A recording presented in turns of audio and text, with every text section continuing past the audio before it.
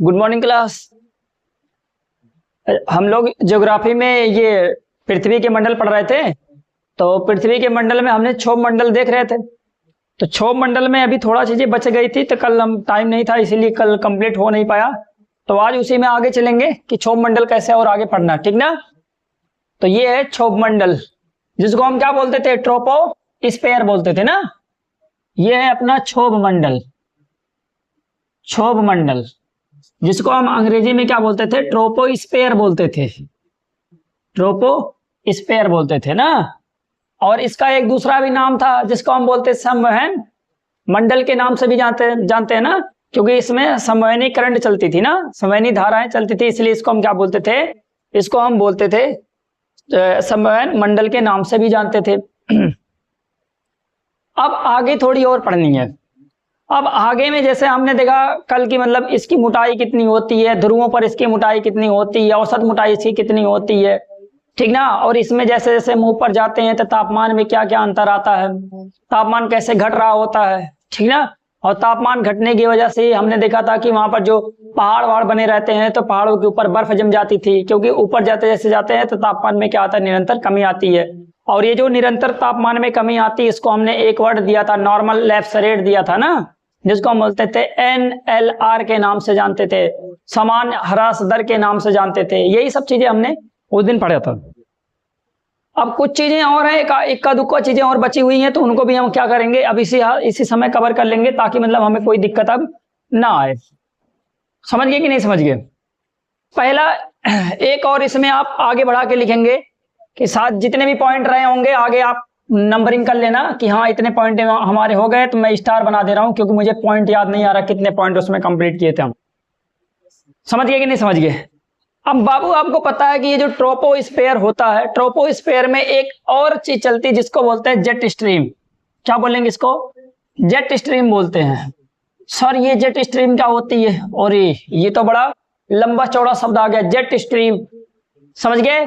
ये बाबू एक हवा का नाम है, एक तूफान का नाम है, जो तूफान नीचे ना आकर ऊपर आता है। बस जैसे समझो, ये है अपने पृथ्वी की सतह, और ये बाबू ट्रोपोस्फेयर का ये जो है ना, ये ट्रोपोस्फेयर की सीमा मान लो, ये पूरा का पूरा क्या है आपका ट्रोपोस्फेयर है, ये हम मान लेते हैं ये है सतह। तो आपको पता है ज्यादातर तूफान आपने देखा होगा कि सतह पे आते हैं, ठीक ना, बाउंडर आते हैं, जहां आप उड़ जाते हैं ना बाउंडर आ जाते हैं। तो ये बाउंडर नहीं है, मतलब यहाँ तूफान नहीं, चक्रवात कहाँ आते हैं, जमीन की सतह पर आते हैं। जमीन की सतह का मतलब ये हुआ कि भैया वो समुद्रों की सतह पर आते हैं, वो सब बातें अलग है। समझिए कि नहीं समझ गए। तो ये जो हवा चलती है बाबू जेट स्ट्रीम, ये कहाँ चलती है, तो हम कहते हैं ये ऐसे चलती है, ऊपर के साइड में चलती है। समझ गए, ये ऐसे चलती है, ऊपर के साइड में ऐसे हवा ये चलती है। तो इसका नाम क्या रखा गया, तो हम कहते हैं इसका नाम रखा गया है जेट स्ट्रीम रखी गई है। तो सर इसके सिग्निफिकेंस क्या होंगे, सिग्निफिकेंस का मतलब इसके महत्व क्या होंगे, हाँ सब समझेंगे, कहाँ इतना टेंशन ले रहे हो, सब समझेंगे। तो ये है जेट स्ट्रीम। अगर कोई आपसे पूछेगा बताओ ये कहाँ चलती हैं, तो आपको बताना है ट्रोपोस्फेयर के एकदम ऊपरी भाग में चलती हैं। कहाँ, तो हम कहेंगे ट्रोपोस्फेयर के ऊपरी भाग में चलती हैं। समझ गए कि नहीं समझ गए। अरे बाबू कहाँ कहाँ चलती होंगी, तो हम कहेंगे भैया देखो, ये जैसे मान लेते हैं कि अभी ये भारत है, भारत देश में कर्क रेखा पे पड़ता है। समझ गए, तो ये कर्क रेखा के ऊपर भी चल रही हैं, और ऊपर जाओगे आर्कटिक वाले रीजन में जाओगे वहां पर भी चलती हैं, मतलब ध्रुवीय क्षेत्रों में जाओगे आपको वहां पर भी चलती है, नजर आ जाती हैं। समझ गए। तो इनके कुछ रीजन्स होते हैं, जब हम पढ़ेंगे वहां पर प्रेशर दाब, मतलब कि प्रेशर वाले मतलब दाब क्षेत्र के बारे में जब पढ़ेंगे तब वहां पर हम इसको और अच्छे से एक्सप्लेन करेंगे। अभी आपको केवल कितना समझना है कि जेट स्ट्रीम जो होती है ऊपर चलती है, और कहाँ चलती है, तो हम कहते हैं ये ट्रोपोस्फेयर में चलती है, यानी क्षोभ मंडल में चलती है। आर यू क्लियर, समझ गए। तो ये कहाँ चलती है, ऊपर चलती है। तो भैया इसकी क्या महत्व हो सकते हैं, हम इसको ट्रोपोस्फेयर में क्यों पढ़ते हैं, तो अभी हमने कहा था कि मौसम संबंधी, क्या संबंधी, तो हम कहते हैं मौसम संबंधी घटनाएं भी कहां पर होती हैं, तो आप कहते हो यहीं पर होती हैं। मौसम संबंधित घटनाएं भी कहां पर होती हैं, तो हम कहते हैं भैया मौसम संबंधी घटनाएं क्षोभ मंडल में होती हैं। और मौसम संबंधी घटनाओं का मतलब जैसे वर्षा, वर्षा, समझ गए। हमने कहा कि यहां पर हिमपात, हिमपात, ये सब जो सारी चीजें हो रही हैं ये कहां पर होती हैं? तो हम कहते हैं ये होती है हमारी ट्रोपोस्फेयर में, यानी क्षोभ मंडल में होती हैं। तो ये बाबू जो ऊपर चल रही है जेट स्ट्रीम, इसके क्या सिग्निफिकेंस हैं? इसके सिग्निफिकेंसों में सबसे इंपॉर्टेंट है कि ये मानसून बनने में सहायता करता है। क्या बनने में? मानसून बनने में सहायता करता है। कैसे? अब जैसे मान लो कि मानसून क्या होता है? एक प्रकार की हवा होती है। अभी इतना याद रखना, समझ गए कि ये नहीं मानसून का मतलब बारिश होती है, मानसून एक प्रकार की हवा होती है, समझ गए? तो जो मानसून एक प्रकार की हवा आ रही है, वो अपने साथ क्या लेके आती है? बारिश लेके आती है। तो भैया ये हवा जब आती है ऐसे ऐसे आती गई कहाँ गई?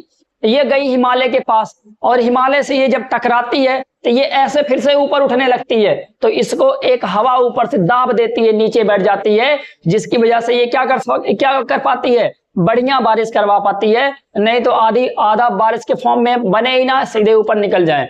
समझ गए कि नहीं? तो वो जो ऊपर से दबाव डालती है, कौन डालती है? तो हम कहते हैं जेट स्ट्रीम डालती है। समझ गए? तो मानसून में ये बहुत ही हेल्प करती है, मानसूनी हवाओं को ये दाबती है, जिसकी वजह से क्या? मानसूनी हवाएं ऊपर नहीं जा पाती हैं और वहीं पर बादल बनाती हैं और वहीं पर अच्छी खासी बारिश करवा देती हैं। आपने सुना होगा कि उत्तराखंड में कभी कभी क्या होते हैं, वहां पर बादल फट गए। क्यों बादल फटते हैं बाबू? इसीलिए बादल फटते हैं क्योंकि वो हवाएं ऊपर नहीं जा पाती, ऊपर से जेट स्ट्रीम उनको दाब देती है, तो वहीं पर वो संघनित हो जाती हैं, और जब संघनित हो जाती है तो वहां पर बर्फ के टीले ज्यादा बन जाते हैं, और वहीं से वो फटाफट ग्रेविटेशनल मतलब कि गुरुत्वाकर्षण बल उनको खींच लेता है, और जिनकी वजह से वहां पर क्या होते हैं? बारिश हो जाता है। समझ गए कि नहीं? और पूरा इतना बादल गिरता है, तभी लोग कहते हैं कि यहाँ पर बादल फट गया। समझ गए कि नहीं? समझ गए? तो सबका सिग्निफिकेंस किससे था? जेट स्ट्रीम से था। तो जेट स्ट्रीम के बारे में आपको इतना पता होना चाहिए कि जो जेट स्ट्रीम होता है ये मानसून बनने में हेल्प करता, बस मानसून में सहायक होता है। कहां चलता है? कहां चलता है ये आपको पता होना चाहिए। ये क्षोभ मंडल के ऊपरी सीमा में चलता है, क्षोभ मंडल के ऊपरी सीमा में, ऊपरी सीमा में। समझ गए? ऊपरी सीमा या ऊपरी भाग।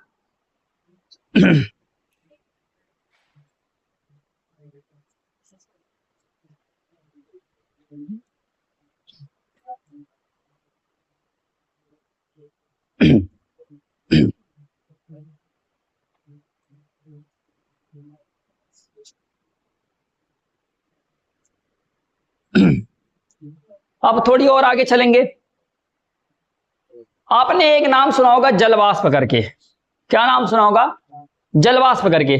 शुरू से पढ़ते आए जलवाष्प जलवाष्प। समझ गए? तो दूसरे नंबर पे हम ये लिखते हैं कि जलवाष्प जो होता है सबसे ज्यादा इसी मंडल में पाया जाता है। तो ये लिखेंगे, समझ गए? क्षोभ मंडल में सबसे ज्यादा पाया जाता है, क्षोभ मंडल में, क्षोभ मंडल में सबसे ज्यादा पाया जाता है, सबसे ज्यादा पाया जाता है। समझ गए कि नहीं समझ गए? सबसे ज्यादा कौन पाया जाता है? तो हम कहेंगे क्षोभ मंडल में सबसे ज्यादा जलवाष्प पाया जाता है। भैया जलवाष्प ये क्या करेगा? ये क्या करेगा? तो हम कहते हैं ये ग्रीन हाउस गैस में हेल्प करेगा। अच्छा, एक चीज आपको पता होना चाहिए, ग्रीन हाउस गैसें कौन कौन सी होती हैं।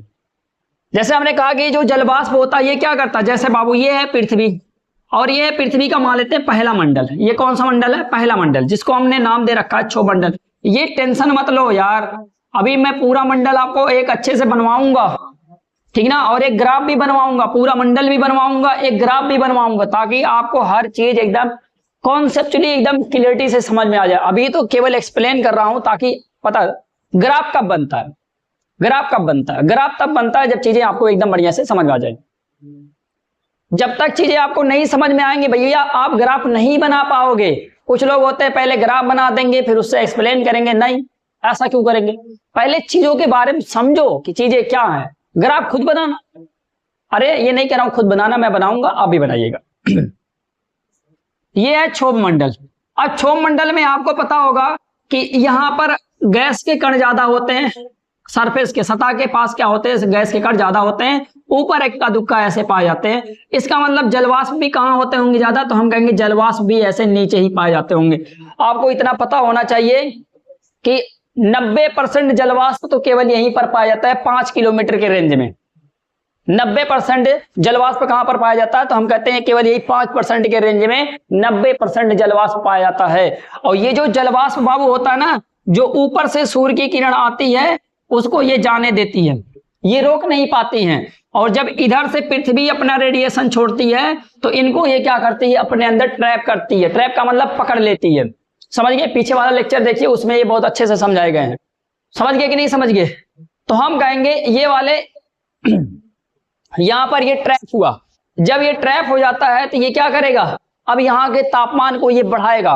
और जब यहाँ के तापमान को ये बढ़ाएगा तो इसके पीछे कारण क्या होगा? तो हम कहते हैं भैया यहाँ पर ग्लोबल वार्मिंग आएगी। यहाँ पर क्या आएगी? ग्लोबल वार्मिंग आएगी, जिसको हम कहते हैं वैश्विक तापन बढ़ेगा। और वैश्विक तापन बढ़ने की वजह से ही तो हम क्या कहते हैं भैया, वायुमंडल का तापमान अगर से बढ़ेगा तो वैश्विक तापन होगा, ग्लोबल वार्मिंग होगी। समझ गए कि नहीं समझ गए? हाँ समझ गए आप, समझ गए। तो उसमें जलवाष्प को भी एक ग्रीन हाउस गैस के रूप में कंसीडर किया जाता है। और ये बात आपके दिमाग में या जहन में एकदम भरी होनी चाहिए। समझ गए कि नहीं समझ गए? अच्छा, कुछ लोग का कहना ये है, ये थोड़ा सा ग्रीन हाउस गैस बता दीजिए। तो green house gas, sorry green house gas, green house gas क्या है? ग्रीन हाउस गैस पहले ये समझा लो थोड़ा। ग्रीन हाउस गैस का मतलब ये होता है ऐसी गैस। समझ गए? कैसी गैस? हम लिखेंगे यहां पर ऐसी गैस, ऐसी गैस जो पृथ्वी की विकिरण को, विकिरण का मतलब रेडिएशन को, जो पृथ्वी की विकिरण को ट्रैप कर लेती है, ट्रैप कर लेती है, ट्रैप कर लेती है, ठीक ना, उसे ग्रीन हाउस गैस कहा जाता है, कहा जाता है। तो भैया ये कौन कौन से गैस हैं ऐसे हैं जो ग्रीन हाउस गैस हैं? तो सबसे पहले आपको नाम लिखना होगा CO2। समझिए क्या नाम लिखेंगे? CO2 नाम लिखेंगे। दूसरे नंबर पे हम क्या लिखते हैं? तो हम कहते हैं दूसरे नंबर पे N2O लिखते हैं, इसको बोलते हैं नाइट्रस ऑक्साइड बोलते हैं। तीसरे नंबर पे हम क्या लिखते हैं? CH4 लिखते हैं, मतलब methane, carbon dioxide, nitrous oxide, methane. समझ गए? और हम कहते हैं जलवाष्प को भी रखा जाता है इसमें, जलवाष्प को भी रखा जाता है इसमें। और हम किसको बोलेंगे? और हम कहेंगे भैया, और यहां पर रख सकते हो O3, लेकिन यहां पर लिख लेना बैड ओजोन, बैड ओजोन। समझ गए? ये O3 का मतलब ये ओजोन का फार्मूला होता है, ये यहां पर आगे लिख लेना बैड ओजोन। बैड ओजोन का मतलब ये होता है कि ये ओ वाला ओजोन नहीं जो आपने ओजोन पर पढ़ा है। समझ गए? ये ओजोन नहीं है, ये कौन सा है? तो हम कहते हैं ये दूसरा ओजोन है। तो भैया कौन सा ओजोन है ये? तो हम कहेंगे जो ह्यूमन द्वारा या ह्यूमन के प्रदूषण द्वारा जो गैस या जो ओजोन निकल के ऊपर के साइड में जा रही, फैक्ट्रियों से निकल रही है, मतलब और भी तरह तरह की एक्टिविटी से निकल रही है, क्रियाकलापों से निकल रही है, तो ये ऊपर जाके एक परत ये भी बनाती है, ये बैड ओजोन का परत बनाती है जो प्रदूषण के द्वारा बना हुआ है। ये क्या करती है? ये ग्रीन हाउस गैस में कंसीडर की जाती है। समझ गए कि नहीं समझ गए? समझ गए? हाँ, ये बातें आपको समझ जानी चाहिए कि ऐसी गैस जो क्या करे, पृथ्वी के विकिरण को अपने पास ट्रैप कर लेती हो, मतलब पकड़ के रख लेती हो, उसको हम क्या बोलते हैं? ग्रीन हाउस गैस के नाम से जानते हैं। तो उसमें कौन कौन आता है? CO2। CO2 अकेले 64% अकेले इसका भाग है, 64% तो केवल कार्बन डाइऑक्साइड की वजह से होता है। समझ गए कि नहीं? और ये जो नाइट्रस ऑक्साइड होता है ये केवल 6% होता है। और ये जो आपने देखा जलवाष्प, ये 10% एक्वायर किया रखा है, 10%। समझ गए? अरे ये परसेंट आप ना रखो, जो सबसे ज्यादा उसका रख लो। अच्छा, एक गैस और लिख लेनी है ये आपको, एक गैस में CFC। कौन सी गैस लिखेंगे? CFC। अच्छा, CFC के बारे में थोड़ी इधर देख लो तो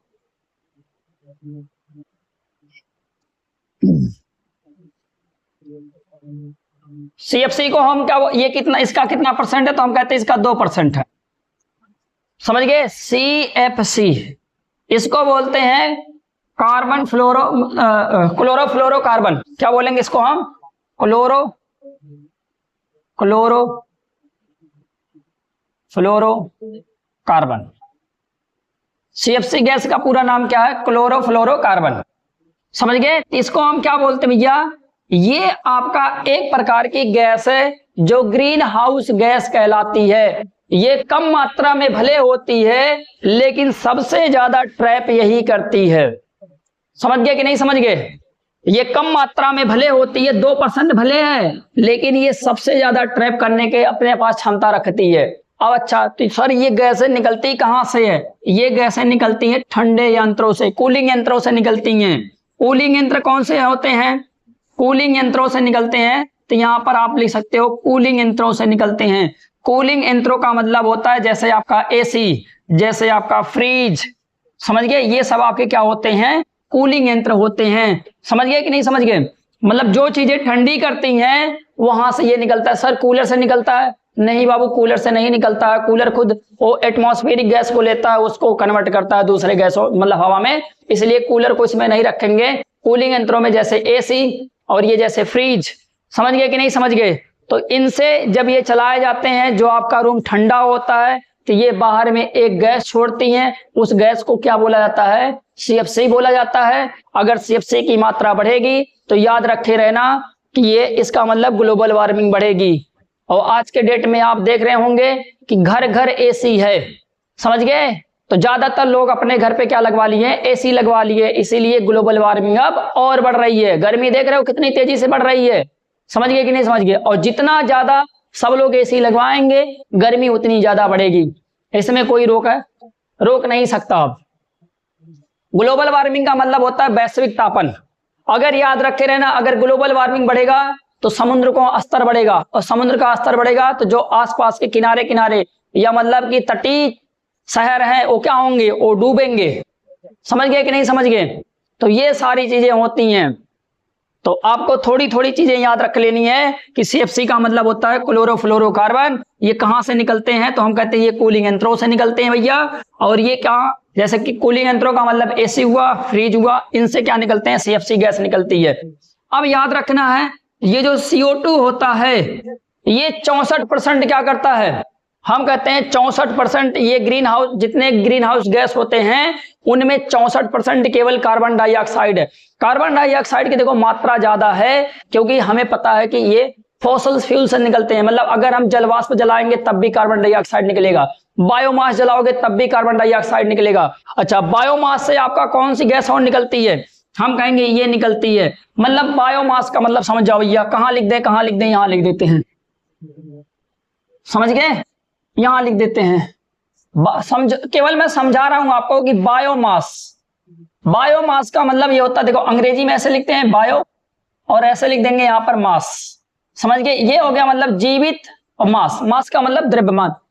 पहले जैसे हम लोग अभी जिंदा हैं, समझ गए? अगर मान लेते हैं मर गए, और मरने के बाद आपको ये पता होना चाहिए कि अब हम क्या बन जाएंगे? बायोमास बन जाएंगे। मतलब कि जिस जीव में कभी जान था, जिस जीव में कभी जान था, जब वो मरता है तो उसको हम क्या बोलते हैं? बायोमास बोलते हैं। समझ गए? अब उसको हम जलाएंगे तो जलाने से कार्बन डाइऑक्साइड गैस भी निकलेगी, नाइट्रस ऑक्साइड भी निकलेगी। पता है कि जो हम कहते हैं ना कि अगर हम किसी को जला रहे हैं तो वहां पर भैया कार्बन डाइऑक्साइड भी निकलती है, और क्या निकलता है? नाइट्रस ऑक्साइड भी निकलता है। और दोनों गैसें क्या होती हैं? ये होती हैं भैया ग्रीन हाउस गैस होती हैं। और ग्रीन हाउस गैस की वजह से क्या होता है? ग्लोबल वार्मिंग बढ़ती है। दोनों बात आपके दिमाग में होनी चाहिए। समझ गए कि नहीं समझ गए? इसीलिए अब किसी को समझाया थोड़ी जा सकता। अब हम कहते हैं, लोग कहते हैं ये धार्मिक संस्कार है, ये हैं वो हैं, तो उनमें अब हम लोग थोड़ी समझा सकते हैं। समझ गए? लेकिन आज के डेट में अगर जितना भी बचा लो बहुत बड़ी बात है, लेकिन कोई बचाएगा नहीं। जो उस समय चीजें थी आज भी वही चीजें की जाएंगी, और चाहे देश भाड़ में जाए चाहे कहीं और जाए, इससे किसी को मतलब नहीं है, देश से किसी को मतलब नहीं है। यहां पर केवल एडवर्टाइजमेंट का मतलब स्कोप चल रहा है, तड़कता भड़कता चीजें बस। मतलब चीजों में अगर मजा है तो वही चीजें हम करेंगे, अगर चीजों में सजा है तो चीजें हम नहीं करेंगे। ये सारी चीजें आज के लोगों की मानसिकता बन गई है। पता है कि मतलब आपके दिमाग से लोग खेल रहे हैं, आपके दिमाग से लोग बिजनेस कर रहे हैं। जैसे कुछ लोगों को रंग पसंद होगा, रंग से वो आपके दिमाग को टच कर रहे हैं। जैसे लड़कियों को पिंक रंग पसंद होता है, तो उनके हिसाब से चीजों को पिंक मतलब कि पिंक कलर में ला ला के लड़कियों को अट्रैक्ट कर रहे हैं। अब लड़कों को मान लो ब्लू कलर पसंद होगा, तो लड़कों को ब्लू कलर में ला ला के लड़कों को अट्रैक्ट कर रहे हैं। मतलब बिजनेस का लेवल इस पे चला गया कि मतलब आपको क्या चीजें पसंद है उसी हिसाब से करवाई जाएंगी। समझ गए? आपका उसमें भला है नहीं भला है इससे मतलब नहीं है। और हम लोग भी क्या है, एकदम बेवकूफ की तरह क्या करते हैं, मतलब ब्लाइंडली ट्रस्ट कर लेते हैं लोगों पर। समझ गए? चाहे टीचर हो, चाहे मतलब कि आसपास का पड़ोसी हो, चाहे जो, हम सीधे उनके ऊपर क्या करते हैं, ब्लाइंडली ट्रस्ट करते हैं, एकदम पूरा आंख बंद करके विश्वास कर लेते हैं। इसीलिए तो आज हम लोग क्या कर रहे हैं, कुछ नहीं कर पा रहे हैं। इसीलिए देश अपना, जहां केवल नाम है कि अपना देश विश्व गुरु बनने जा रहा, कहीं आपको समझ में आ रहा है विश्व गुरु बनने जा रहा है? ऐसे विश्व गुरु बनेंगे हम लोग? ना अपने यहाँ की शिक्षा व्यवस्था सही है, ना अपने यहाँ का अर्थव्यवस्था सही है, किस हिसाब से आप जाओगे कि मतलब कि ये विश्व गुरु बनेगा? जाके देखो अमेरिका की इकोनॉमी आज पता है, मतलब कि जीडीपी उसका देखो, चाइना का जीडीपी देखो, वहां आपका भी 5 ट्रिलियन जीडीपी भी नहीं हुआ है, जहां चाइना हुईना अपना 20 ट्रिलियन के आसपास विश्व गुरु बनोगे। ऐसे बनोगे विश्व गुरु? और अपने यहाँ नेता क्या करते हैं, आपका फायदा उठा रहे हैं, आपके दिमाग से खेल रहे हैं, कहेंगे हिंदू खतरे में, एससी खतरे में, ये खतरे में, ब्राह्मण खतरे में। ये सब केवल एक बड़ा नेता बनने की क्या है, ख्वाहिश है इन लोगों की। और हम लोग यही चीजें समझते नहीं है, कहते हिंदू खतरे में, ये खतरे में, वो कोई नहीं खतरे में है। खतरे में अगर से कोई है तो नेता खतरे में है, क्योंकि आप शिक्षित हो रहे हो ना थोड़ा थोड़ा।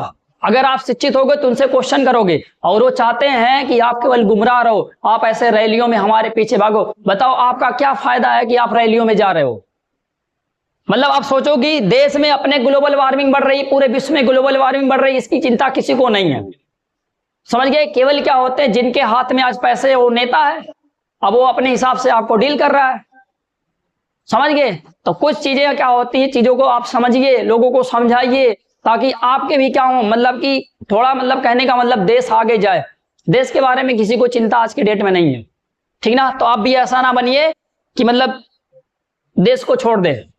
सबसे पहले हम देश को रखेंगे, समझ गए? और ये जितने भी मक्कार नेता हैं इनको मार के भगाएंगे। आगे चलते हैं पहले। तो बायोमास समझ गए कि नहीं समझ गए? तो बायोमास का मतलब ये होता है कि जैसे मान लो पहले किसी में जीव रहा होगा, उसको जब हम जला देते हैं तो वही आपका बायोमास कहलाता है। मरने के बाद वो बायोमास ही कहलाएगा। अल्टीमेटली जैसे हमने कहा पेड़ पौधे बायोमास होंगे बाबू, हाँ जरूर होंगे। समझ गए? अगर वो सड़ेगा जलेगा तो उसमें से कार्बन डाइऑक्साइड और नाइट्रस ऑक्साइड दोनों गैसें निकलेंगी। और पता है आपको होना चाहिए कि अगर ये जलाए जाएंगे या कुछ और किए जाएंगे तो इससे ग्लोबल वार्मिंग बढ़ेगी। समझ गए कि नहीं समझ गए? हमें ग्लोबल वार्मिंग पे कंट्रोल करना चाहिए, ये बात सत्य है। तो इतनी बातें आप याद रखे रहना कि कभी पूछ लेता है कि बताओ किस में से कौन, निम्न में से कौन सी गैस ग्रीन हाउस गैस है, तो याद रखें CO2, N2, CH4, CFC। ये जो 4 गैसें हैं यही बुकों में लिखी रहती हैं, लेकिन आपको याद होना चाहिए O3 भी आती है, जलवाष्प भी आती है। ये लोग क्यों आती है? क्योंकि जो डिफिनेशन कहती है, जैसे हमने कहा कि ऐसी गैस जो पृथ्वी के विकिरण को ट्रैप कर लेती हूं, उनको हम क्या बोलेंगे? उनको हम क्या बोलेंगे? ग्रीन हाउस गैस बोलेंगे। और ग्रीन हाउस की प्रॉपर्टी यही तो है कि यहां से गैस निकल रही है, मतलब यहां से विकिरण निकल रही है दीर्घ तरंगों के फॉर्म में, उसको ये लोग ट्रैप कर ले रही हैं और यहाँ की गर्मी को बढ़ा दे रही हैं। यही तो था ग्रीन हाउस इफेक्ट, हरित घर प्रभाव, यही तो था। अभी पीछे देख के आ रहे हो आप लोग, समझ गए कि नहीं समझ गए? अच्छा, ज्योग्राफी ऐसा हम पढ़ेंगे कि चीजें हमें हमेशा विजुलाइज होंगी और सारी की सारी चीजें हमें अक्सर दिखेंगी। समझ गए कि नहीं समझ गए?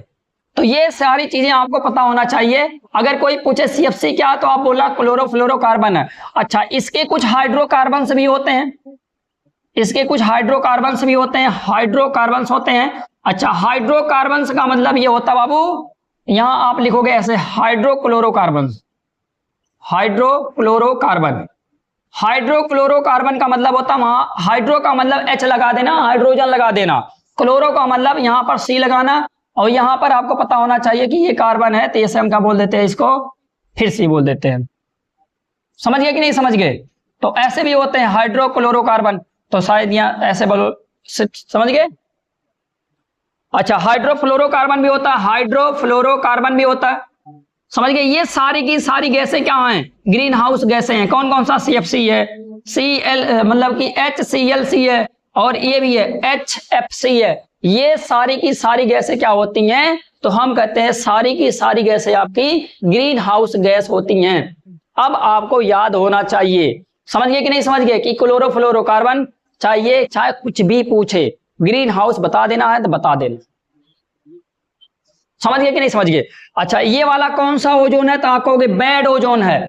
बैड ओजोन कहां से बनता है, तो आपको तुरंत बताना है कि पृथ्वी के नीचे से जो प्रदूषण होता है, प्रदूषण की वजह से जो प्रदूषण मतलब कि ओजोन बनती है, उसको हम क्या बोलते हैं, बैड ओजोन बोलते हैं। समझ गए कि नहीं। और ये भी क्या करती है, ये भी विकिरण को ट्रैप करती है, इसीलिए इसको भी हम क्या मानते हैं, ग्रीन हाउस गैस मानते हैं। अच्छा, इतनी चीजें अगर आपको समझ में आ गई हो तो फिर थोड़ी और आगे बढ़ा जाए।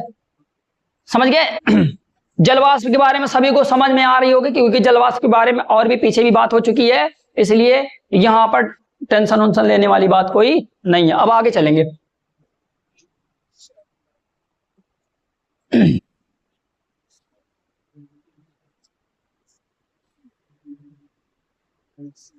देखो, पढ़ाई बढ़िया से करो, हर चीजों को लॉजिक से सोचो। अब कुछ लोगों को लगता है, देखो YouTube पे क्या किया जाता है, वहां आपको पूरा हर चीज डिटेल में नहीं दी जाती है। क्यों नहीं दी जाती है, क्योंकि वहां पर आपको केवल अट्रैक्ट किया जाता है। आप अट्रैक्ट होइए, आपको वहां पर हल्की हल्की चीजें, सरल सरल चीजें पढ़ाई जाती हैं। तो जब वहां पर आप हल्की हल्की सरल सरल चीजों को पढ़ेंगे तो आपको ये लगेगा कि अच्छा, अब मैं इनका पेड बैच खरीद लूं।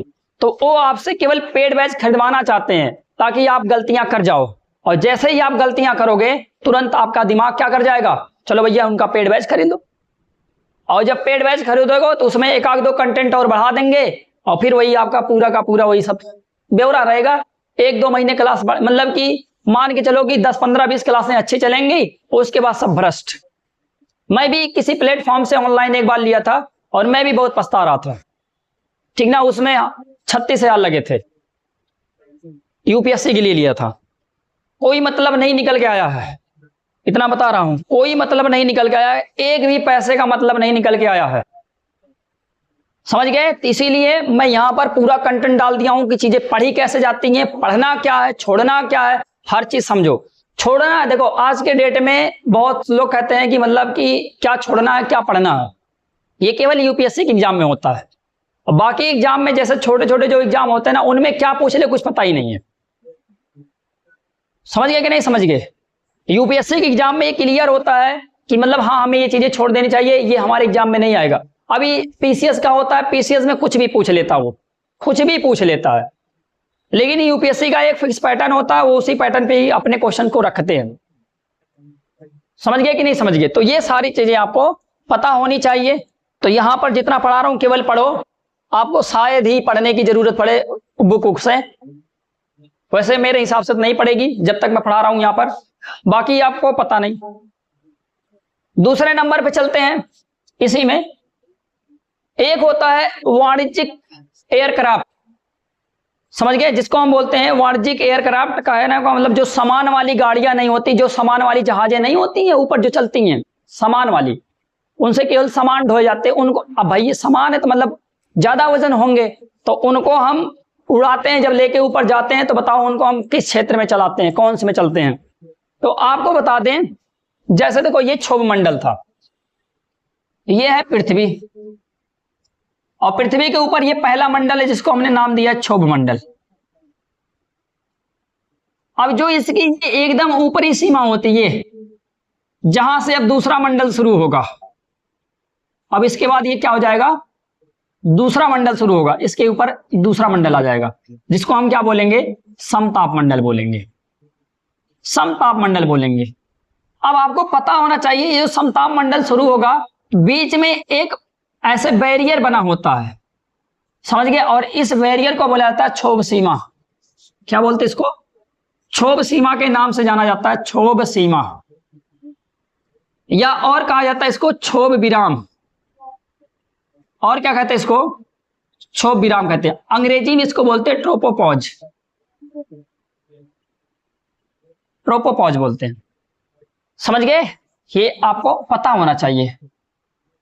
समझ गए कि नहीं समझ गए। क्या मैंने कहा, क्षोभ मंडल, क्षोभ मंडल का जो एकदम ऊपर वाला भाग होता है उसको हम क्या बोलते हैं, क्षोभ सीमा बोलते हैं या क्षोभ विराम बोलते हैं। और इसके बाद दूसरा मंडल शुरू हो जाता है समताप मंडल। तो आपसे क्वेश्चन पूछता है कि समताप मंडल और क्षोभ मंडल के बीच में कौन सी सीमा पाई जाती है? तो आपको बताना है क्षोभ सीमा, क्षोभ विराम, ट्रोपोपॉज पाए जाते हैं। क्लियर? अच्छा, फिर कहेगा वह कौन सी सीमा है जो समताप मंडल को क्षोभ मंडल से अलग करती है? तो हम कहेंगे क्षोभ सीमा। समझ गए? ऐसे ही वो क्वेश्चन घुमा घुमा के पूछते हैं। ये भी पूछ सकता है कि पृथ्वी से पहली कौन सी सीमा पड़ती है? क्षोभ सीमा पड़ती है। तो क्षोभ सीमा की क्या खासियत भैया? क्षोभ सीमा में तापमान समान होता है। क्या होता है? तापमान स्थिर रहता है। तापमान स्थिर रहता है। तापमान स्थिर रहने का मतलब क्या हुआ? क्या स्थिर रहने का क्या मतलब हुआ? अगर 5 डिग्री सेंटीग्रेड है तो सभी पूरे क्षोभ सीमा में क्या होगा? 5 डिग्री सेंटीग्रेड ही रहेगा। अच्छा भैया, तो सर इसकी जो मोटाई उटाई होती है ये कितनी होती है? ये भी थोड़ा बता दीजिए। ये इसकी मोटाई हर जगहों पर समान नहीं होती, पहली बात तो याद रख लेना। 1 से 3 किलोमीटर तक इसकी मोटाई हो सकती है। कितनी? 1 से 3 किलोमीटर की इसकी, कहीं पर 1 किलोमीटर तो कहीं पर 3 किलोमीटर हो सकता, थोड़ी और नीचे भी आ सकते हैं। तो ऐसे माना जाता है कि 1 से 3 किलोमीटर के आसपास इसकी क्या होती है? मोटाई होती है। समझ गए? सबसे जरूरी बात यह है कि यहां पर तापमान क्या होता है? स्थिर होता है। अच्छा, अगर स्थिर होता है सर ये भी बता दीजिए ना कि लगभग कितना तापमान बना रहता है? तो भैया यहां पर जो तापमान होता है -55 डिग्री सेंटीग्रेड से लेकर -60 डिग्री सेंटीग्रेड के बीच में यहां पर तापमान होता है। और ये आपको पता होगा कि ये ऑलमोस्ट ठंडा ही तो ठंडा ही है। आपको पता है कि 0 डिग्री पे ही क्या होती है? बर्फ जमना शुरू हो जाती है। 0 डिग्री पे क्या होता है? बर्फ जमना शुरू हो जाता है। और अगर वो माइनस में पहुंच गया तो मतलब इसका मतलब वो बर्फ जम चुका है। समझ गए कि नहीं समझ गए? ये पॉइंट आपके क्लियर होने चाहिए। तो आप सोचो कि एकदम ट्रोपोपॉज जिसको हम बोल रहे हैं, तापमान क्या हो गया? एकदम ठंडा हो गया। तो ये आपको क्षोभ सीमा में 2-3 चीजें याद रख लेनी है कि इसकी मोटाई 1 से 3 किलोमीटर के आसपास होती है, इसका तापमान स्थिर रहता है, मतलब यहां पर तापमान में परिवर्तन देखने को आपको नहीं मिलेगा। और तापमान क्या बोला गया है? -55 डिग्री सेंटीग्रेड से लेकर -60 डिग्री सेंटीग्रेड के बीच में इसका तापमान होता है। ये बात आपको समझ। अच्छा सर पढ़ा क्यों रहे हो इसको? देखो इसमें एक खासियत और है। क्या है? यहां पर ना आप लिख लेना वाणिज्यिक वाणिज्यिक वाणिज्यिक जहाज, या इन्हीं को हम क्या बोलते हैं? एयरक्राफ्ट। एयरक्राफ्ट, समझ गए? और ये वाणिज्यिक एयरक्राफ्ट का मतलब ये होता है जो सामान वामान लेके जाते हैं, सामान ढोने वाले। सामान ढोने वाले जो होते हैं ना उन्हीं को बोला जाता है। समझ गए? सामान ढोने वाले जो जहाज होते हैं उनको बोला जाता है। तो ये कहां पर चलता है? तो मेरे लल्ला याद रखे रहना कि ये क्षोभ सीमा में चलाए जाते हैं। क्यों? क्योंकि यहां पर तापमान स्थिर रहता है। और जब तापमान स्थिर रहेगा तो यहां पर बहुत ज्यादा गतिविधियां नहीं होंगी, ना यहां पर मौसम में बहुत ज्यादा परिवर्तन होगा, ना यहां पर जेट स्ट्रीम आपको डिस्टर्ब करेगा। समझ गए? जेट स्ट्रीम सब नीचे चल रही हैं, नीचे चल रही हैं। और यहां आप आराम से लेके एकदम बैलेंस बना के लेके चल सकते हो। वरना क्या होगा? जेट स्ट्रीम चल रही है, उस समय कहीं ऊपर जाना होगा, कहीं नीचे जाना होगा, ऐसे ऐसे करके आप जाओगे। तो आप बताओ वहां पर क्या होगा? जो जहाज होंगे उनका फ्यूल ज्यादा लगेगा। समझ गए? उनको थ्रस्ट कम मिल पाएगा, कहीं पर थ्रस्ट ज्यादा लगाना पड़ेगा, कहीं पर थ्रस्ट कम लगाना पड़ेगा। इससे जहाजें जो होती हैं एवरेज नहीं देंगी। अगर किसी के पास गाड़ी होगा तो उसको पता होगा कि गाड़ियां एवरेज कब देती हैं। जब गाड़ियां एकदम समान स्पीड पे चलती हैं तब एवरेज ज्यादा देती हैं। और समान स्पीड पे कहाँ चलती हैं? तो हम कहते हैं भैया ये हाईवे पे चलती हैं, इसीलिए गाड़ियां हाईवे पे क्या करती हैं? अपना एवरेज ज्यादा देती हैं। अगर उनको आप खड़ंजा चलाओगे या मतलब कि कच्ची रोड पे चलाओगे तो वहां पर क्या होती है? एक बार तेज जाना होता है, एक बार धीमा जाना होता है, तो इसलिए वहां पर गाड़ियां एवरेज नहीं देती हैं। समझ गए कि नहीं समझ गए? तो ये सारी चीजें होती हैं, आपको बढ़िया से समझ लेना है। अगर आपको इसमें कोई भी डाउट होगा तो आप कुछ मत करिएगा, सीधे आप केवल कमेंट करिएगा सर मेरे को ये चीज नहीं समझ में आई है, उसको आपको फिर से समझाया जाएगा। समझ गए कि नहीं समझ गए? ऐसा इसमें मैं छोड़ा नहीं हूं कुछ कि आपको समझ में चीजें ना आए। समझ गए? तो हम क्या करेंगे? अब दूसरे मंडल पे चलेंगे। आज दूसरा मंडल भी खत्म कर देंगे ताकि कुछ तो ऐसा लगे कि हाँ दूसरा मंडल खत्म हुआ।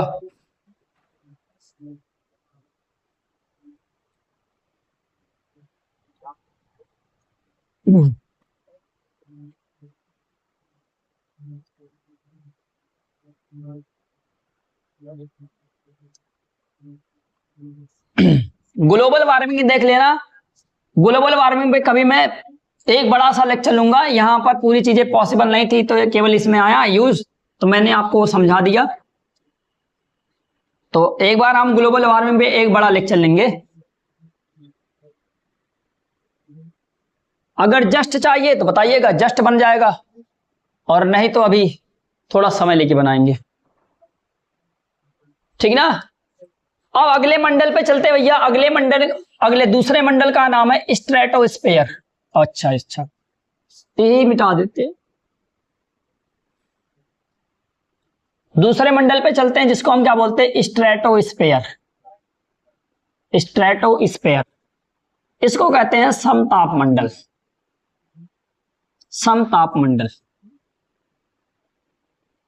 समताप मंडल। सर ये क्या है? हाँ भैया ये देखो समताप मंडल। कौन सा मंडल कह रहा है?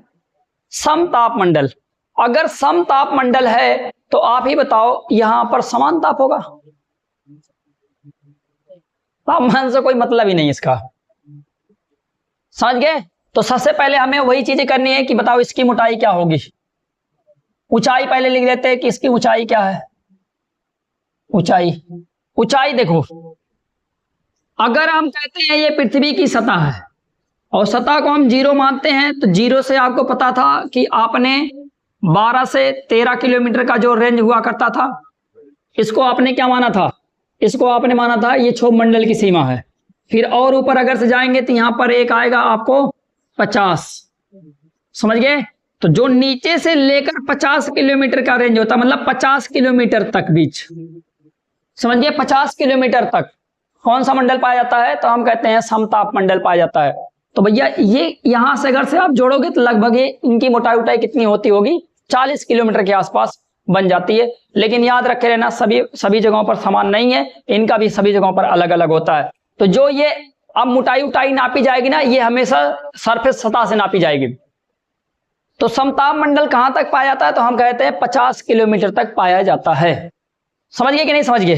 अब आपको पता होना चाहिए 12 से 13 किलोमीटर तक तो केवल क्षोभ मंडल है, तो क्षोभ मंडल के ऊपर ही तो समताप मंडल है। तो हम कहेंगे भैया समताप मंडल का मतलब, इसका मतलब आप मानेंगे वही लगभग 37-38 किलोमीटर के आसपास क्या होगा, ये समताप मंडल आपका फैला हुआ है। तो हम यहां तक ऊंचाई में क्या लेंगे? 50 किलोमीटर तक, समझ गए, 50 किलोमीटर तक ये फैला हुआ।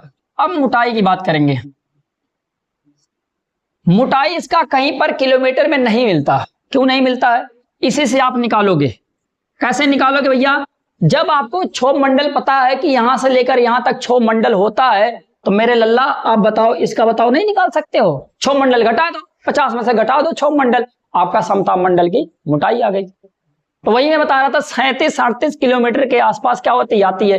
और क्षोभ मंडल जो होता है एकदम पूरा फिक्स नहीं होता है, इसीलिए समताप मंडल का कहीं पर या किसी भी बुक में उसकी मोटाई के बारे में बात नहीं की गई है। केवल ये बात की गई है नीचे से कहां तक हो सकती है। समझ गए कि नहीं समझ गए? हाँ सर समझ गए। अब तो अब हम यहां पर लिखेंगे मोटाई के बारे में। मोटाई के बारे में कैसे लिखोगे भैया? देखो मोटाई ऐसे होती है, यह है पृथ्वी, आपको पता होगा ये है क्या? ये है ध्रुव, ये है आपका ध्रुव, ये है ध्रुव। इसको हम बोलेंगे साउथ और इसको हम बोलेंगे नॉर्थ। इधर आपका होता है विषुवत रेखा। आपने देखा जो पहला मंडल था वो ऐसा कुछ था,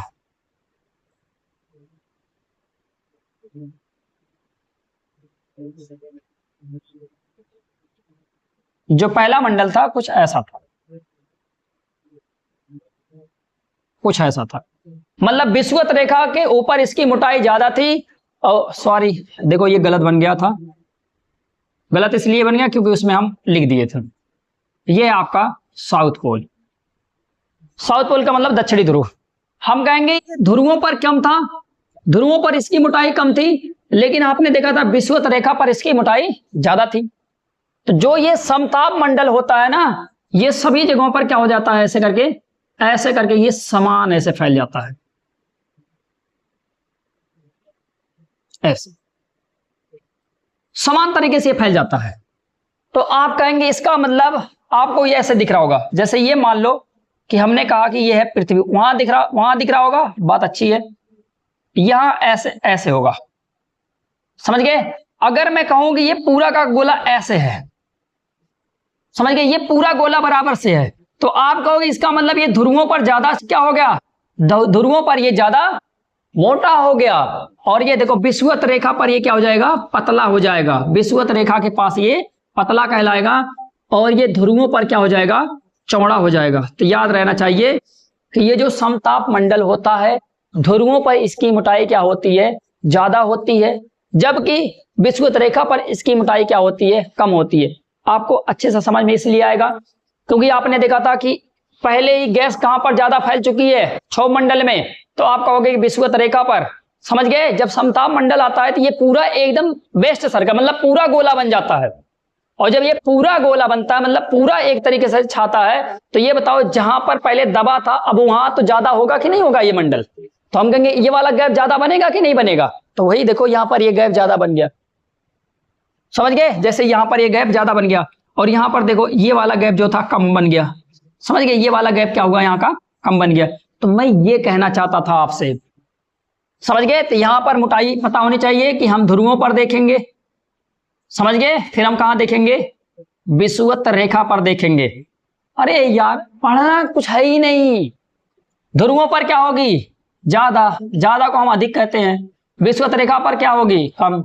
तो आपसे पूछेगा वह कौन सा मंडल है जिसकी मोटाई ध्रुवों पर ज्यादा होती है, तो बता दे रहा है समताप मंडल की, समझ गए। वह कौन सा मंडल है जिसकी मोटाई विषुवत रेखा पर कम होती है, समताप मंडल का, समझ गए। या आपसे पूछेगा समताप मंडल जो होता है इसकी मोटाई आप ध्रुवों पर बताओ और इसकी मोटाई आप विषुवत रेखा पर बताओ। कारण में आपको यह समझना है कि कैसे ये मोटा हो रहा है, कैसे ये पतला हो रहा है, शायद मैंने आपको क्लियर रूप से दिखा दिया है। अब आपको चीजें बढ़िया से समझ में आ जानी चाहिए, समझ गए, हाँ ये समझ गए आप।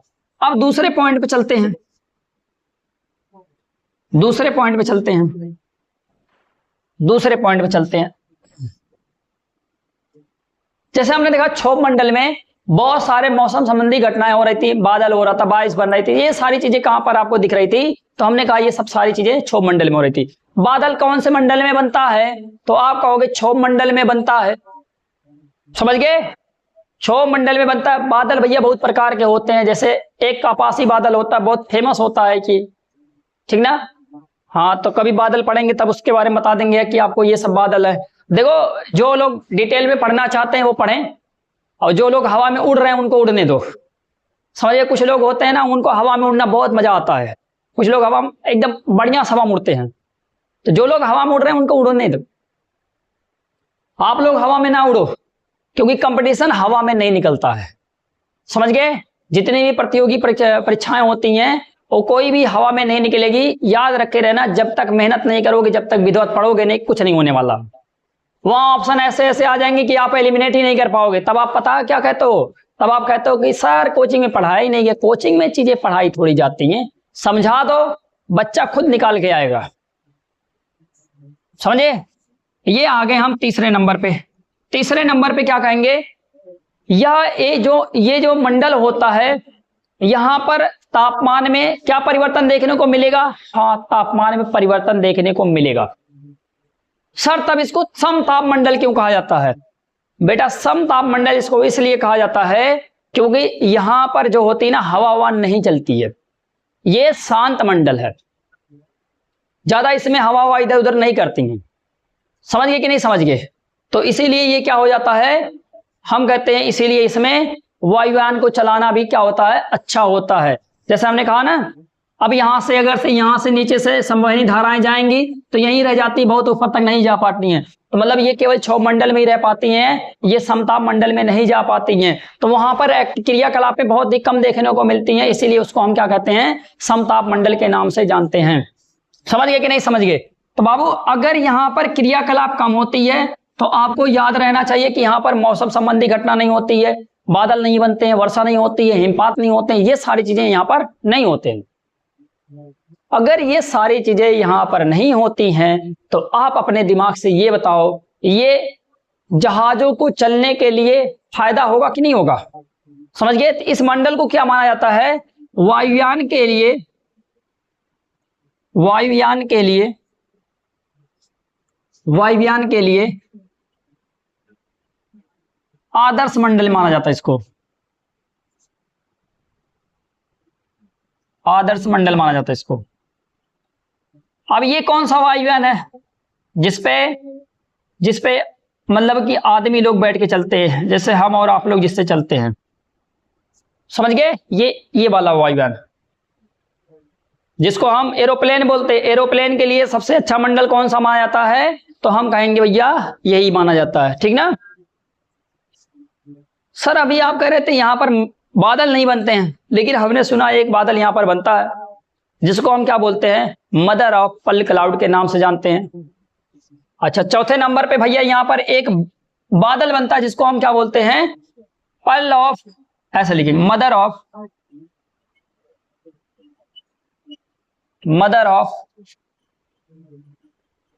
Perl cloud. पर्ल का मतलब मोती होता है यार, पर्ल का मतलब क्या होता है? मोती होता है। यहां पर भी एक बादल बनता है जिसको हम हिंदी में बोलते हैं मुलाब मेघ बोलते हैं। क्या बोलते हैं इसको हम?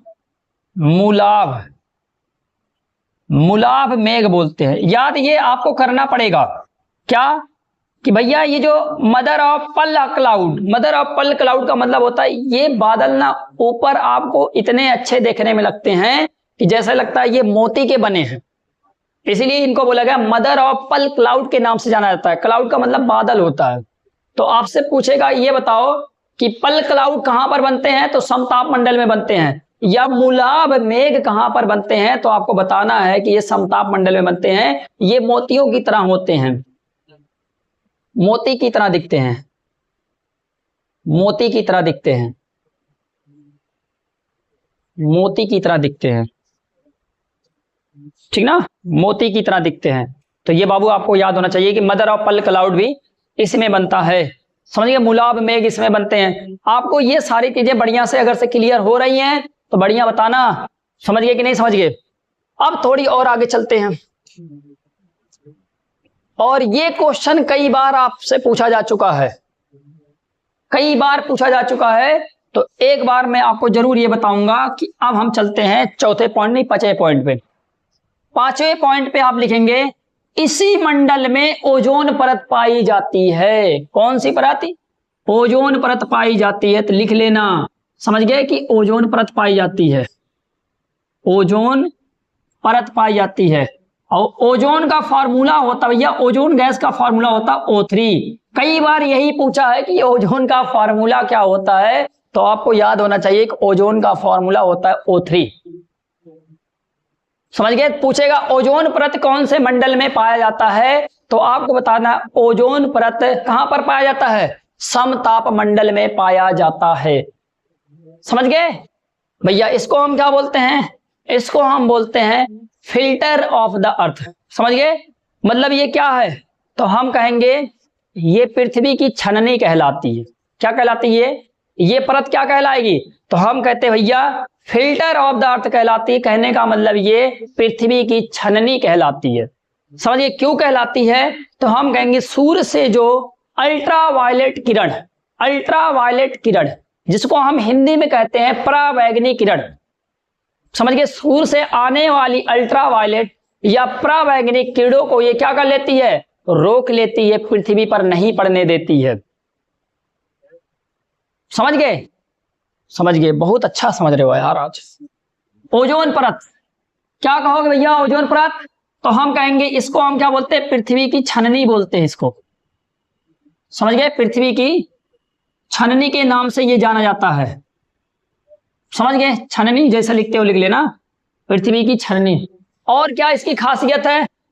या यूवी रेज, अंग्रेजी में कहते हैं यूवी रेज, हिंदी में कहते हैं परावैंगनी किरण। क्या बोलते हैं इसको? परावैंगनी किरण। यूवी रेज का फुल फॉर्म होता अल्ट्रावायलेट किरण। समझ गए, अल्ट्रावायलेट होता है। समझ गए, सूर्य से आने वाली परावैंगनिक किरणों को ये क्या कर लेती हैं, रोक लेती हैं। और ये जो परावैंगनिक किरणें होती हैं इनसे हमें क्या हो सकता है, तो हम कहते हैं इससे हमें स्किन प्रॉब्लम हो सकती है। समझ गए, इचिंग होता है, क्या होता है, तो हम कहते हैं इचिंग होता है, खुजली होता है। ये सब किससे होते हैं, इसी से होते हैं। खसरा फसरा, ये सब जो बहुत सारी स्किन प्रॉब्लम्स हो सकते हैं परावैंगनिक किरणों की वजह से। और पता है आपको कि परावैंगनिक किरणों की वजह से ही बहुत सारे कैंसर भी होते हैं। समझ गए, अगर यही ओजोन परत ना होती तो अपने भारत मतलब अपने विश्व में और भी रोग होते। यही क्या करता है, ये ओजोन परत क्या करता है, परावैंगनिक किरणों को रोक लेता है, जिनकी वजह से हम आज यहाँ पर सेफ जिंदगी जी रहे हैं। नहीं तो अपने यहाँ और भी बीमारियां फैली होती और शायद आज यहाँ पर ह्यूमन लाइफ एग्जिस्ट भी ना कर पाता।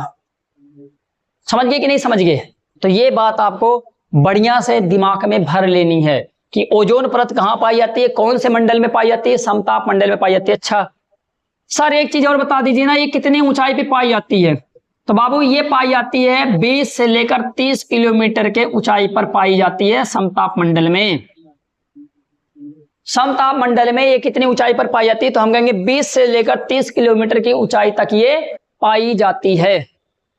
समझ गए, ऊंचाई लिख लेना, फिर वहां पर लिख लेना 20 से 30 किलोमीटर की ऊंचाई तक ओजोन परत पाई जाती है।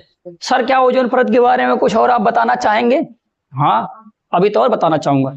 इधर वाला लिख लिया हो ना, अब इधर वाला लिख लिया तो इसको मैं मिटा रहा हूं, फिर यहां पर ओजोन परत के बारे में बहुत सारी चीजें बताऊंगा आज आपको। तब आपको समझ में आएगा ना यहाँ पढ़ने के मजे क्या है। ऐसे थोड़ी मजा आएगा आपको पढ़ने में, ऐसा थोड़ी पढ़ा मजा आ जाएगा कि आपको समझ में आ जाएगा ये मजा आएगा वो मजा आ गया, नहीं। अभी देखो कैसे मजा आता है। अब देखो ये जो ओजोन परत होती है ना, इसके बारे में कुछ बातें जान लो। सर ये कहां पर ज्यादा छेदित है, ओजोन परत नष्ट कैसे हो रही है? समझ गए, बहुत सारे कारण होते हैं। तो हम कहेंगे भैया देखो ओजोन परत जो है कैसे नष्ट हो रही है, समझना, बढ़िया से समझना। हम कहेंगे भैया नष्ट होने के कारण है सीएफसी गैस। कौन सी गैस? CFC gas. और सीएफसी गैस भी है, फिर कहेंगे क्लोरीन गैस है, ब्रोमीन गैस है। ये सारी की सारी गैसें इसको क्या करती है, नष्ट करती हैं। समझ गए, पहले आप बढ़िया से समझो। जैसे हमने कहा ये है पृथ्वी का ध्रुव, ध्रुव ध्रुव, समझ गए, ये है आपका नॉर्थ पोल और ये आपका साउथ पोल।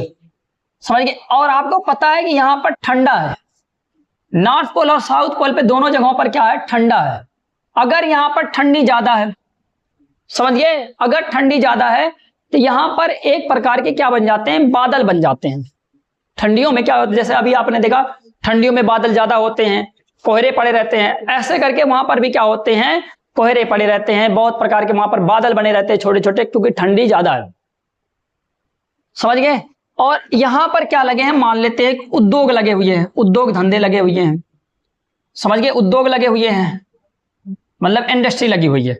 अब ये लोग क्या करते हैं, ये धुआं निकालते हैं, ये लोग बहुत प्रकार के मतलब गैस छोड़ते हैं, जिनमें से क्या होती गैस, जैसे क्लोरीन, ब्रोमीन, इन टाइप की प्रकार की ये फैक्ट्रियों से क्या निकलती हैं, गैसें निकलती हैं। और यही गैस क्या करती हैं, ये गैस जाके जो यहाँ पर बादल ऐसे बने नहीं, बादल ध्रुवों के पास में जो बादल बने हैं, ये गैस जाके इनमें क्या हो जाती हैं, ट्रैप हो जाती हैं। क्या हो जाती हैं, ये इन्हीं गैसों में जाके ये ट्रैप हो जाती हैं। समझ गए। अब ये जो बादल बने होते हैं, आपको बता दें ये जो बादल होते हैं ना, इसी बादल में आपकी ओजोन परत भी है, ओजोन परत भी है। समझ गए कि नहीं समझ गए, ओजोन परत भी है।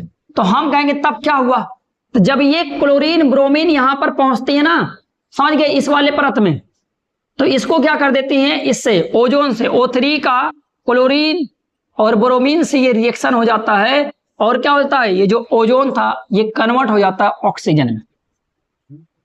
मतलब ये ओजोन परत क्या हो गई, नष्ट हो गई। समझ गए। तो यहां पर क्या क्या बनता है, तो हम कहते हैं भैया यहां पर बनता है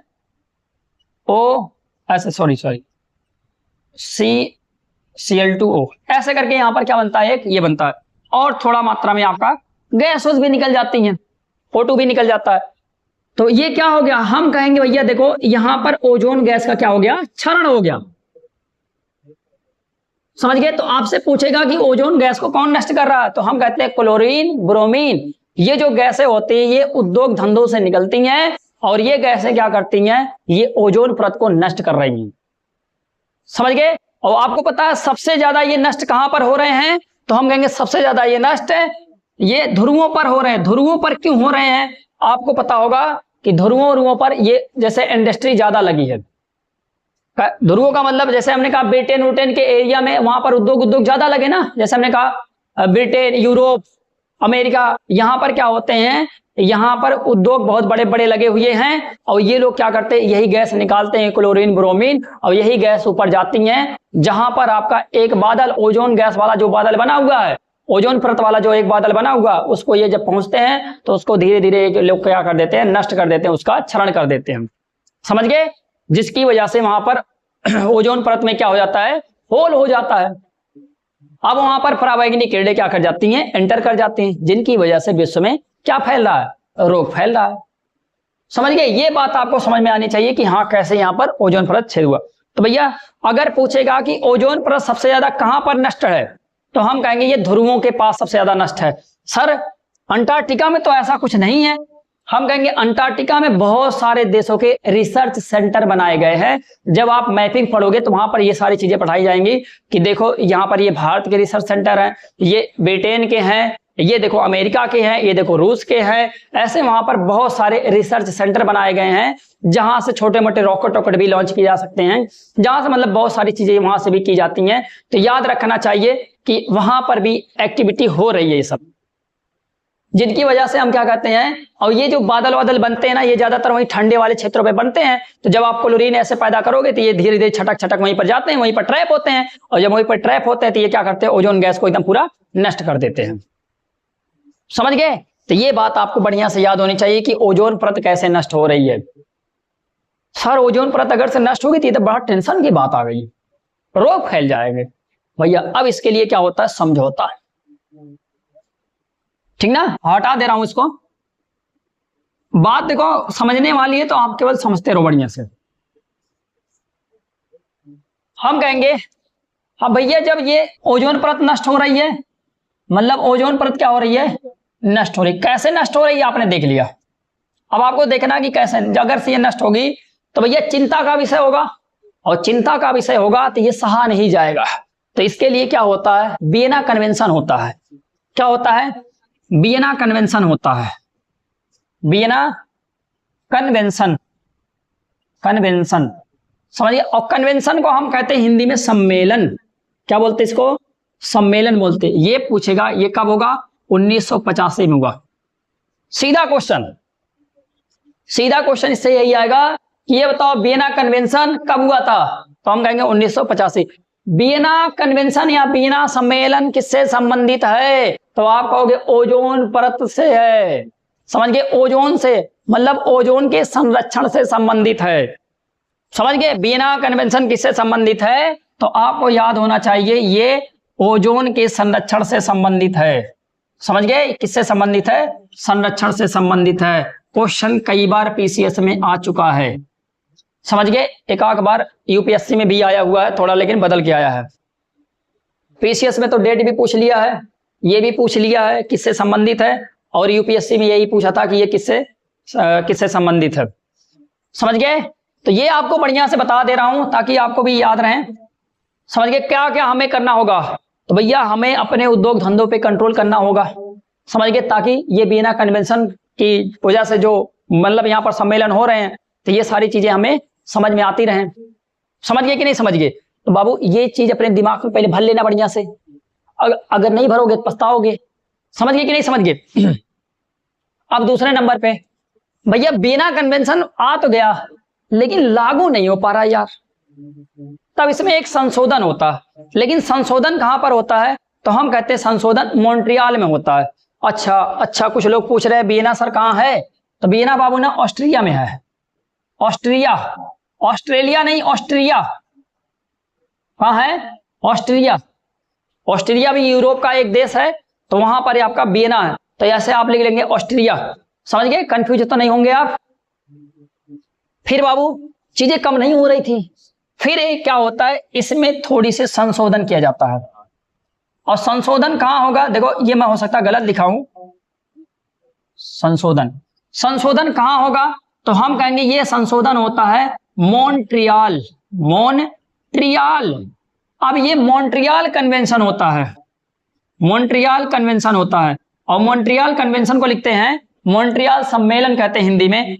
ये कब होता है, हम कहते हैं ये 1989 में होता है, ये कई बार ये भी आ चुका है। पूछेगा मॉन्ट्रियल कन्वेंशन किससे संबंधित है, तो आप बताना ओजोन संरक्षण से संबंधित है। समझ गए, आपसे पूछेगा मॉन्ट्रियल कन्वेंशन कब हुआ था, तो आपको बताना है कि 1989 में हुआ था। मेरे अल्लाह बढ़िया से पढ़ लो, समझ गए कि नहीं समझ गए। अब दूसरे नंबर पे क्या इसमें आता है, इसमें कहा गया, देखो भैया क्लोरीन, ब्रोमीन और हाइड्रोकार्बन, हाइड्रोकार्बन, हाइड्रोकार्बन, इनको हमें क्या करना होगा, इनको कम करना होगा, इनको कम करना होगा। अगर कम नहीं करना, इनको कम करना होगा। अगर इनको हम नहीं कम किए तो ये पक्का है, ये ओजोन का क्या होगा, ओजोन परत का क्षरण होता रहेगा। अगर हमें ओजोन परत के क्षरण को रोकना है तो भैया पहले बिना कन्वेंशन में क्या करो, संशोधन करो। कहो कि लोगों से क्लोरीन का उत्पादन कम करे, ब्रोमीन का उत्पादन कम करे, हाइड्रोकार्बन का उत्पादन कम करे, ताकि क्या हो जाए, ताकि ये ओजोन परत को नष्ट ना कर पाए। तो आपसे पूछेगा ना मॉन्ट्रियल कन्वेंशन किससे संबंधित है, तुरंत मुंह खोल के बता देना कि मॉन्ट्रियल कन्वेंशन जो है ओजोन परत के संरक्षण से संबंधित है। भैया मॉन्ट्रियल कहां पर है, तो हम कहेंगे ये कनाडा का शहर है। कहां का शहर है ये, तो आपको बताना है ये कनाडा का शहर है। क्या अभी मजा नहीं आ रहा है, अभी भी मजा नहीं आ रहा फिर एक और कन्वेंशन होता है, फिर संशोधन होगा। अब यहां पर भी होगा, अब यहां इसमें फिर संशोधन होगा। नहीं मजा नहीं आ रहा था, संशोधन का मतलब एक चीज और होता है, इसमें क्या हो रहा है, देखो कैसे हुआ। अब आता है समय 2016 का, और वहां पर क्या होता है, किगाली है, Kigali convention, Kigali convention, convention का मतलब सम्मेलन, किगाली सम्मेलन आपसे पूछेगा कब हुआ भैया, 2016 में हुआ है। कब हुआ भैया, तो हम कहेंगे किगाली कन्वेंशन 2016 में हुआ। क्या था इसमें, इसमें कहा गया कि हाइड्रोकार्बन को, हाइड्रोकार्बन को किसको, हाइड्रोकार्बन को, हाइड्रोकार्बन को 2048 तक रिप्लेस कर देना है। समझ गए कि नहीं समझ गए, 2048 तक हाइड्रोकार्बन को एकदम खत्म कर देना है, कि ताकि अब हाइड्रोकार्बन अपने विश्व में रहे ही ना। समझ गए कि नहीं समझ गए, इसीलिए उन्होंने कहा किगाली कन्वेंशन करवाया कब, 2016 में। और ये पूछा गया कि इसमें किसको खत्म किया जाएगा, तो आपको याद होना चाहिए इसमें हाइड्रोकार्बन को खत्म किया गया। और ये आपसे पूछेगा कि किगाली कन्वेंशन में या किगाली सम्मेलन में बताओ किस गैस को खत्म करने की बात की गई है, तो हाइड्रोकार्बन को। हो सकता है उल्टा पूछ ले कि कब तक खत्म करने की बात की गई है, तो याद रख लेना 2048 तक इसको खत्म करने की बात की गई है। ये आपका करंट का भी क्वेश्चन बन सकता है, इसलिए भैया बढ़िया से पढ़ लेना, ताकि आपको कोई भी दिक्कत एक प्रकार की ना हो। समझ गए कि नहीं समझ गए। और अगर आपसे ये पूछेगा कि ओजोन परत का नष्ट सबसे ज्यादा कहां है, तो आपको लिखना होगा यहां पर ध्रुवों पर।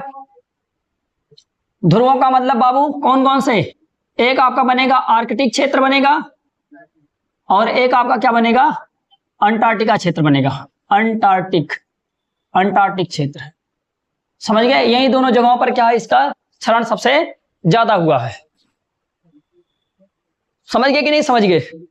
अगर आपको इसमें कहीं पर भी कोई भी प्रकार की अगर प्रॉब्लम होगी, तो आप मुझसे एक बार जरूर कमेंट करिएगा, ताकि मैं आपको उसमें देख लूं कि अभी भी आपको क्या प्रॉब्लम्स आ रही हैं। शायद मुझे लगा कि ये मैं थोड़ा तेज पढ़ाया हूं, ठीक है ना, लेकिन देखो तेज अगर से नहीं पढ़ोगे तो सिलेबस कब खत्म करोगे। समझ गए कि नहीं समझ गए। ठीक है, बस आज के लिए इतना ही।